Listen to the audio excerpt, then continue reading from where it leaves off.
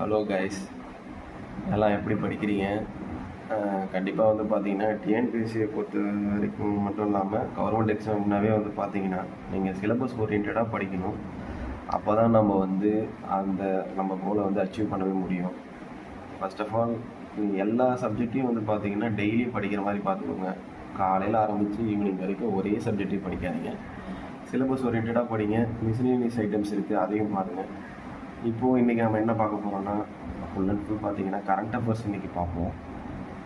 Current affairs பொறுத்த வரைக்கும் வந்து பார்த்தீங்கன்னா நீங்கள் அதில் தனியாக வந்து அதுக்கு புக்கெலாம் இல்லை. நம்ம வந்து நியூஸ் பேப்பர்ஸ் அந்த மாதிரி படிக்கிறது தான். புக்ஸ் வந்து பார்த்தீங்கன்னா அதில் லிமிட்டடாக தான் கொடுத்துருப்பாங்க, அப்படியே புக்காக இருந்தாலும். இப்போ நம்ம கரண்ட் அஃபேர்ஸு போயிடலாம். ஸோ மொதல் கரண்ட் அஃபேர்ஸ் பார்த்தீங்கன்னா மத்திய அரசு பொருளாதார ஆலோசகர் குழுவில் தலைவராக எஸ் மகேந்திர தேவ் நியமனம்.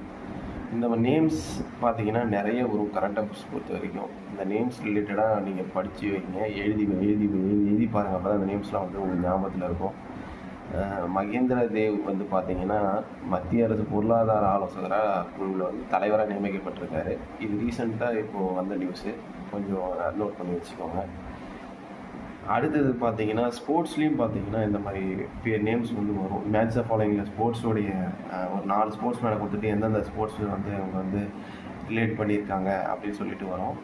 இப்போது ஐஎஸ்எஸ்எஃப் துப்பாக்கிச் சுடும் போட்டியில் இந்திய வீராங்கனை கௌரவ் சாம்ரா அவங்க வெண்கலப் பதக்கம் வென்றார். இதில் 2 கொஷின் இருக்குது. கௌரவ் சாம்ரா எந்த துறையை சேர்ந்தவங்கன்னு கேட்பாங்க, அவங்க என்ன பதக்கம் வென்றாங்கன்னு கேட்பாங்க. ஓகேங்களா? அதில் 2 கொஷின்ஸ் இருக்கிறதால இந்த கொஷின்ஸ் ரொம்ப முக்கியமாக இடம்பெறுது. இந்த மாதிரி நான் ஒரு கொஷின் நான் சொல்கிறேன். இந்த மாதிரி 10 கொஷின்ஸ் இருக்கும், அதையும் நீங்கள் சர்ச் பண்ணி படிக்கணும். இந்த ஒரு கொஷினோட விட்டுறக்கூடாது. அடுத்து பார்த்தீங்கன்னா 3வது கொஷின்ஸ் பார்த்தீங்கன்னா இந்த நோய் சம்மந்தப்பட்ட ஒரு கரண்ட் அஃபேர்ஸ். இப்போது ரீசெண்டாக வந்து பார்த்திங்கன்னா இந்த நரம்பியல் நோய் வந்து தாக்கி குழந்தைகள் நிறைய பாதிக்கப்படுறாங்க. அந்த மாதிரி ஒரு ரீசெண்டாக நியூஸ் கேள்விப்பட்டிருப்பீங்க.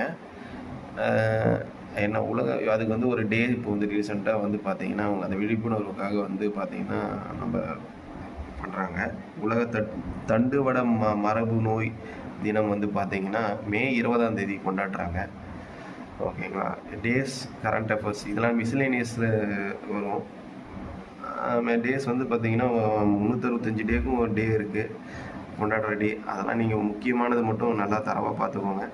அப்புறம் ஒவ்வொரு டேக்கும் ஒரு தீம் இருக்கும், அதை நீங்கள் கண்டிப்பாக படிக்கணும். தீமை கொடுத்துட்டு இது எந்த வருஷத்தோட தீம் அப்படி